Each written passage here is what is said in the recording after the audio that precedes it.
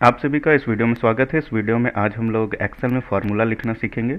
Formula हमारा दो तरह का होता है, एक सेल कंटेंट बेस्ड होता है और सेल एड्रेस बेस्ड। दोनों ही फार्मूला अगर हम लोग को लिखना है तो सबसे पहले किसी भी सेल में अगर फार्मूला लिखना है तो इक्वल का साइन देना होता है, और इक्वल का साइन देने के बाद हम लोग को ध्यान रखना किसी तरह का अनवांटेड स्पेस ये सब नहीं देना है। नॉर्मल हम लोग को फार्मूला लिखना है। फार्मूला लिखने के लिए हम लोग को कुछ ऑपरेटर्स का भी ज़रूरत होता है। जैसे अगर हम एडिशन का काम करना चाहते हैं तो हम लोग को प्लस ऑपरेटर यूज करना होगा। तो चलिए फार्मूला लिखने का जो दो तरीका है इसको हम लोग देखते हैं। तो फार्मूला लिखने का दो तरीका, एक सेल कंटेंट बेस्ड है और सेल एड्रेस्ड बेस्ड है। दोनों में क्या डिफरेंस है? सेल कंटेंट बेस्ड अगर हम लोग फार्मूला यूज़ कर रहे हैं तो उसमें सेल के अंदर का कंटेंट को यूज़ करेंगे। जैसे अगर हम इस दोनों को ऐड करना चाहते हैं तो सीधे हम लोग यहाँ पर क्या लिखेंगे, 34 + 45, और जैसे ही हम लोग एंटर प्रेस करेंगे तो देखिए 79 हमारा आंसर आ गया। तो इस तरीके से सेल कंटेंट बेस्ड हुआ, क्योंकि हम लोग यहाँ पर सेल के अंदर का कंटेंट को डायरेक्टली टाइप किए हैं। इसका हमारा डिमेरिट है, अगर मान लीजिए कि यहाँ मैंने चेंज कर दिया, यहाँ 50 कर दिया, 34 को चेंज करके, हमारा फॉर्मूला में जो वैल्यू वो नहीं चेंज होगा। क्यों? क्योंकि अभी भी यहाँ 34 है। तो सेल कंटेंट बेस्ड अगर फार्मूला अगर हम लोग यूज़ करते हैं तो ये हमारे लिए एक्सेल में बहुत अधिक बेनिफिशियल नहीं होगा। तो इसके लिए हम लोग क्या यूज करते हैं, cell address based. Cell address based formula जो होगा ये सेल का एड्रेस पे डिपेंड करेगा। जैसे अगर हम लोग सेल एड्रेस बेस्ड फार्मूला लिखना चाहते हैं तो इसके लिए हम लोग इक्वल का साइन देंगे। अब सीधे जाके जिस सेल के एड्रेस को मैंने जिस सेल के वैल्यूज़ को हम लोग को ऐड करना है उस पर जाके क्लिक करेंगे। तो यहाँ देखिए E3 आ गया, इसके बाद प्लस का साइन देके हम लोग 45 पे जाके क्लिक किए। तो अब देखिए ये सेल का एड्रेस को यूज कर रहे हैं। तो सेल का एड्रेस क्या हो गया? तो सेल का एड्रेस लिखने का जो तरीका होता है, सबसे पहले हम लोग कॉलम का नेम लिखना होता है और उसके बाद रो नेम। तो देखिए कि ये 34 कहाँ पर है, ये 34 हमारा ई कॉलम में है, इसलिए सबसे पहले ई लिखा। और ये किस रो पे है? तो ये थर्ड रो पे है। तो किसी भी सेल का एड्रेस उसके कॉलम और रो नेम से हम लोग लिख सकते हैं। तो E3 हो गया, फिर प्लस का साइन देके हम लोग क्या लिखे, F3। अब हम लोग एंटर प्रेस किए तो अब रिजल्ट क्या आ गया, 79।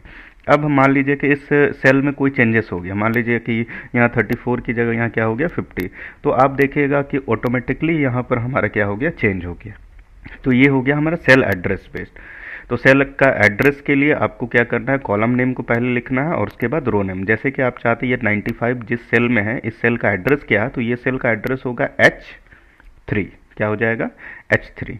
तो इस तरीके से आप क्या कर सकते हैं, सेल का एड्रेस को यूज़ करके कोई फार्मूला को बना सकते हैं। तो और किसी भी सेल का एड्रेस को जानना है तो एक तो आप देख सकते हैं, सिंपली क्लिक कीजिए वो किस कॉलम में है और किस रो में है। अदरवाइज आप क्या कीजिएगा, यहाँ पर नेम बॉक्स जो ऑप्शन दिया हुआ है यहाँ पर सेल का एड्रेस को जान सकते हैं। तो आप अभी किस सेल पे हैं, G3 पे। ये नेविगेशन के लिए भी यूज़ किया जाता है। जैसे कि आपको मान लीजिए कि C3 पे जाना है, C3 सेल पे जाना है, तो C3 लिख कर जैसे ही एंटर आप प्रेस कीजिएगा, देखिए आप किस सेल पे आ गए, C3 पर। तो इस तरीके से आप नेविगेट करने के लिए भी आप नेम बॉक्स का यूज़ कर सकते हैं, और जानने के लिए कि इस सेल का एड्रेस क्या है वो भी आप कर सकते हैं। तो फार्मूला लिखने के लिए कुछ ऑपरेटर्स की भी आवश्यकता होती है। जैसे कि आप एडिशन का काम करना चाहते हैं तो यहाँ प्लस को यूज करना है। अगर आप सब्सट्रैक्शन करना चाहते हैं, घटाने का काम करना चाहते हैं, तो इसके लिए माइनस। मल्टीप्लिकेशन के लिए इनटू, और डिवाइड के लिए डिवाइड का साइन यूज़ करेंगे। रिमाइंडर के लिए मॉड। ये कैसे यूज करना है चलिए हम लोग देखते हैं। मान लीजिए 3 को 2 से डिवाइड करना है तो रिमाइंडर हमारा 1 बचेगा। अगर ये रिमाइंडर चाहिए तो इसके लिए लिखना होगा इक्वल टू MOD मॉड। इसके बाद नंबर लिखना है, नंबर को जिससे डिवाइड करना, जैसे 2 से डिवाइड किया, और इसको क्लोज कर देना है। तो 3/2 हो गया, तो इससे जो रिमाइंडर हम लोग को मिलेगा वो मिल जाएगा 1। इसी तरीके से अगर स्क्वायर रूट निकालना चाहते हैं तो इसके लिए हमारे पास एक फंक्शन है जिसको स्क्वायर रूट के नाम से SQRT फंक्शन को यूज़ करके निकाल सकते हैं। तो इसके लिए मान लीजिए हमको 2 का स्क्वायर रूट निकालना है, तो इसके लिए हम लोग इक्वल का साइन देंगे, SQRT लिखेंगे, और ब्रैकेट में हम लोग क्या कर सकते हैं, 2 लिख दिया, और जैसे एंटर प्रेस करेंगे हम लोग स्क्वायर रूट यहाँ से निकाल सकते हैं। पावर के लिए हम लोग पावर यूज़ कर सकते हैं। पावर एक फंक्शन है, पावर फंक्शन को भी यूज़ कर सकते, साथ ही साथ हम लोग कैप का साइन को भी यूज़ कर सकते हैं। सपोज़ कीजिए हमको 2 का पावर 3 करना है, तो इक्वल टू 2 लिखा, फिर यहाँ कैप का साइन देंगे और 3, तो 2 का पावर 3 हमारा 8 आएगा। इसी तरीके से पावर के लिए हम लोग पावर भी यूज़ कर सकते हैं। हमारे पास एक फंक्शन है POWER, और इसके बाद हमको नंबर लिखना है, नंबर जैसे 2, नंबर का पावर कितना देना है जैसे 3। तो दोनों का ही रिजल्ट क्या आ जाएगा, हमारा सेम ही आएगा, 8 ही आएगा। इसी तरीके से अगर स्क्वायर रूट निकालना चाहते हैं तो पावर वाला जो कैप का साइन है इसको यूज करके स्क्वायर रूट भी निकाल सकते हैं। जैसे इक्वल टू 2 का स्क्वायर रूट करना है तो यहाँ पावर में हम लोग क्या कर देंगे, ब्रैकेट में 1/2 करेंगे, कि 1/2 का मतलब होता है रूट। तो इस तरीके से आप देख पाइएगा कि आप आसानी से स्क्वायर रूट और पावर एक्सेल में निकाल सकते हैं। अगर आप लोगों को फॉर्मूला में कभी कंपैरिजन करने का ज़रूरत होगा तो इसके लिए आप ग्रेटर देन के लिए ग्रेटर देन का साइन यूज़ करेंगे, लेस देन के लिए लेस देन, इक्वल के लिए इक्वल, नॉट इक्वल के लिए ग्रेटर देन और लेस देन दोनों साथ में लिखना है इस तरीके से।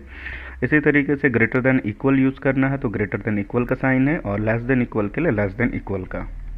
तो इस तरीके से आप लोग क्या यूज़ कर सकते हैं, एक्सेल में ऑपरेटर्स को यूज़ कर सकते हैं।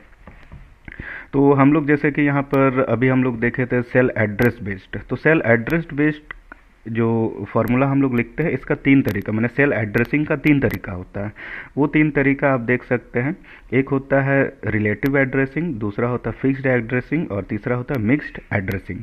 ये तीनों में क्या डिफरेंसेस है चलिए अभी देखते हैं। सपोज कीजिए हम रिलेटिव एड्रेसिंग यूज करें। रिलेटिव एड्रेसिंग के लिए सिंपली हम लोग किसी सेल का जो कॉलम नेम और रो नेम को लिख देते हैं। मान लीजिए इन दोनों को ऐड करना है तो इक्वल टू हम लोग क्या करेंगे, इस सेल का एड्रेस हो गया A4 प्लस मान लीजिए कि हमको B4 को ऐड करना है तो यहाँ लिख दिए B4, और इसके बाद जैसे ही हम लोग एंटर प्रेस करेंगे ये क्या आ गया हमारा 24। अब मान लीजिए कि हम इस फॉर्मूले को कॉपी करना चाहते हैं नीचे, तो बस ये कॉर्नर पे क्लिक करेंगे और ऐसे करके ड्रैग करेंगे तो आप देख पाइएगा कि ऑटोमेटिकली वो बगल वाले सेल को ऐड कर दिया है। तो यहाँ क्या हुआ, चूंकि यहाँ पर हम लोग जो एड्रेसिंग यूज किए थे वो रिलेटिव था, इसलिए इसको नीचे ड्रैग करने पर हमारा क्या चेंज हुआ, ये नीचे ड्रैग करने पर हमारा रो नंबर चेंज हुआ। तो देखिए फॉर्मूला में ऑटोमेटिकली यहाँ चेंज होकर क्या हो गया, 5 हो गया, इसके नीचे क्या हो गया 6। तो हम लोगों ने तो लिखा था 4, लेकिन ये क्या, चूंकि हम लोग रिलेटिव एड्रेसिंग यूज किए हैं तो क्लिक करके जब हम लोग इस तरीके से ड्रैग करेंगे, कॉपी करेंगे फॉर्मूला को, तो ये अपना रेफरेंस चेंज करेगा। तो ये हमारा एड्रेसिंग क्या कहलाता है, रिलेटिव एड्रेसिंग।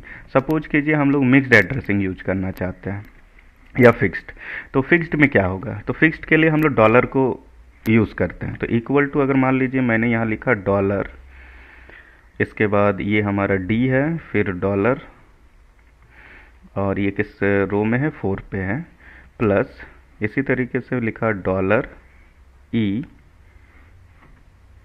डॉलर 4।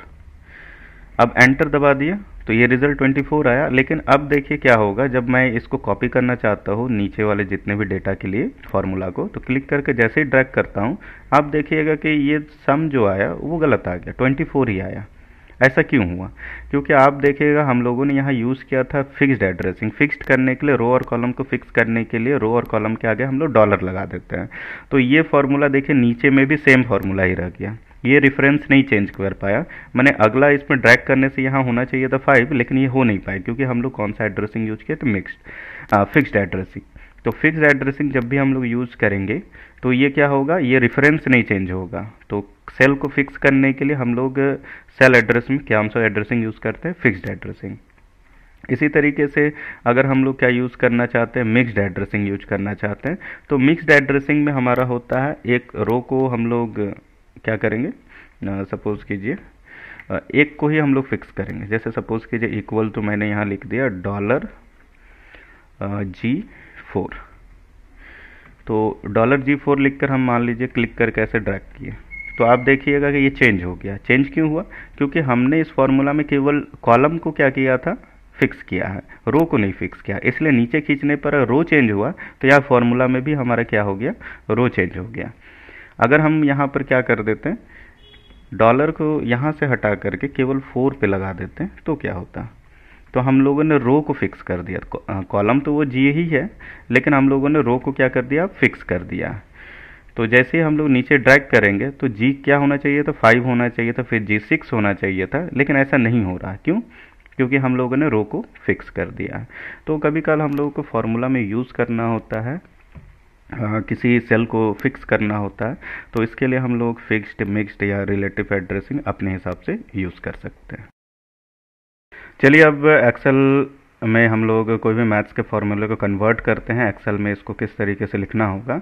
तो यहाँ पर सिंपल इंटरेस्ट हम लोग को कैलकुलेट करना है। यहाँ प्रिंसिपल अमाउंट, रेट और टाइम दिया हुआ है, और सिंपल इंटरेस्ट कैलकुलेट करने का जो मैथ्स में फॉर्मूला होता है PRT/100। तो principal amount into rate into time divided by 100। तो इसको हम लोग SI कैलकुलेट करने के लिए एक्सेल में किस तरीके से लिखेंगे। तो आप लोगों को मालूम है फॉर्मूला लिखने से पहले हम लोग को इक्वल का साइन देना है, इसलिए इक्वल का साइन, इसके बाद सेल एड्रेस हम लोग यूज कर देते हैं। तो ये जो P का जो वैल्यू है, वो जो प्रिंसिपल अमाउंट का वैल्यू है, वो किस में, A2 में है, तो इसलिए यहाँ पर A2 इनटू करने के लिए हम लोग स्टार यूज़ करते हैं। इसके बाद B2 हो गया रेट, फिर इसके बाद हम लोग क्या किया, टाइम, और डिवाइडेड बाई 100। तो सिंपल इस तरीके से हम लोगों ने लिख दिया, और एंटर जैसे ही प्रेस किया 360 ये हमारा क्या हो गया, इवेलुएट होकर आंसर आ गया। अब मान लीजिए कंपाउंड इंटरेस्ट निकालना है, तो CI के लिए formula P into 1 plus R/100 to the power n minus P होता है। यहाँ पर n टाइम को रिप्रेजेंट करता है। अब मान लीजिए इस फॉर्मूले को अगर एक्सेल में हम लिखना चाहते हैं तो कैसे होगा। तो सबसे पहले हम लोग इक्वल का साइन दे दिए, इसके बाद P, तो यहाँ पर हमारा P का वैल्यू A2 में है, इसलिए A2 into bracket 1 plus R/100। तो यहाँ पर R हो गया हमारा रेट डिवाइडेड बाई 100।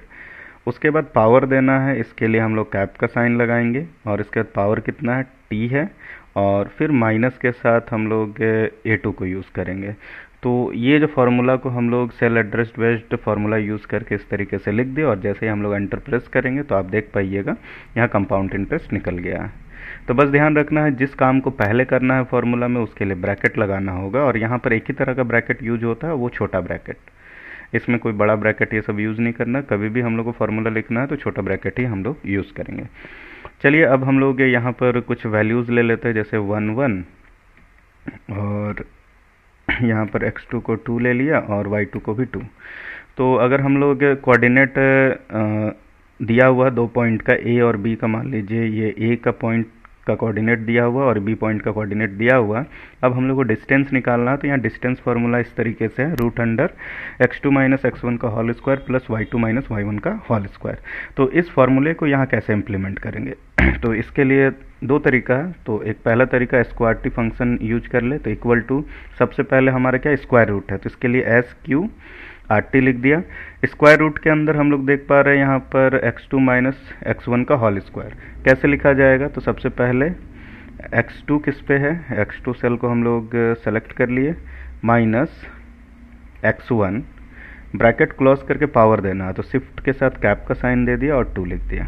तो ये कंप्लीट हो गया। इसके बाद प्लस है, तो फिर यहाँ प्लस, फिर यहाँ ब्रैकेट ओपन किया, क्योंकि हम लोगों को ये काम पहले करना है, उसके बाद पावर करना। तो y2 माइनस y1 का होल स्क्वायर, ठीक है, और इसके बाद क्लोज कर दिए। तो इस तरीके से ये हम लोग फार्मूला को, जो हमारा मैथ्स का फार्मूला है, एक्सेल में इस तरीके से लिखेंगे और एंटर। तो इस तरीके से हम लोगों ने लिख लिया। अगर मान लीजिए कि अगर हम SQRT फंक्शन यूज नहीं करना चाहते थे, तो हम लोगों को क्या करना होगा। तो बस अगर यहाँ से हम स्क्वायर रूट हटा दिए, तो हम लोगों को क्या करना होगा, यहाँ कैप से मैंने बताया था आप लोगों को कि स्क्वायर रूट के लिए पावर 1 क्या होता है, 2 होता है। तो अगर 1/2 भी हम लोग लिख के एंटर प्रेस करेंगे तो सेम ही रिजल्ट आएगा। तो इस तरीके से हम लोग क्या कर सकते हैं, आसानी से अपना जो भी फार्मूला है उसको एक्सेल में लिख सकते हैं, मैथ्स के फार्मूले को। तो आज के लिए इतना ही, धन्यवाद।